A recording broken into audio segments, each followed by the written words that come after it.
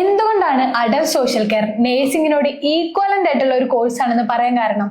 ഇത് രണ്ടും കമ്പയർ ചെയ്യുമ്പോൾ adult social care IELTS score 5.5 മതി.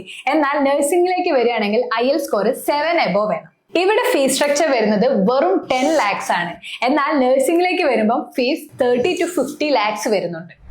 Third and most important point ആണ് ജോബ് ഗ്യാരണ്ടി. 3 പ്ലേസ്മെന്റ് ഇന്റർവ്യൂസിൽ ഏതെങ്കിലും ഒന്നിൽ നിങ്ങൾ പാസ്സായാൽ 3 ലക്ഷം രൂപ വരെ സാലറി ലഭിക്കുന്ന ഒരു ജോബ് നിങ്ങൾക്ക് ലഭിക്കും. എന്നാൽ നഴ്സിംഗിലേക്ക് വരികയാണെങ്കിൽ അവിടെ ജോബ് ഗ്യാരണ്ടീസ് ഒന്നുമില്ല. നിങ്ങളുടെ ജോലി നിങ്ങൾ തന്നെ കണ്ടുപിടിക്കണം. ഫോർത്ത് പോയിന്റ്, വെറും 9 months മാത്രമാണ് കോഴ്സ് ഡ്യൂറേഷൻ വരുന്നത്.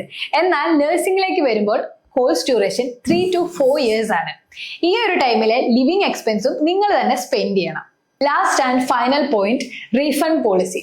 3 പ്ലേസ്മെന്റ് ഇന്റർവ്യൂസിൽ ഏതെങ്കിലും ഒന്നിൽ നിങ്ങൾക്ക് ജോബ് ലഭിച്ചില്ലെങ്കിൽ നിങ്ങൾ അടച്ച കോഴ്സ് ഫീസ് മൊത്തം നിങ്ങൾക്ക് റീഫണ്ട് ലഭിക്കും.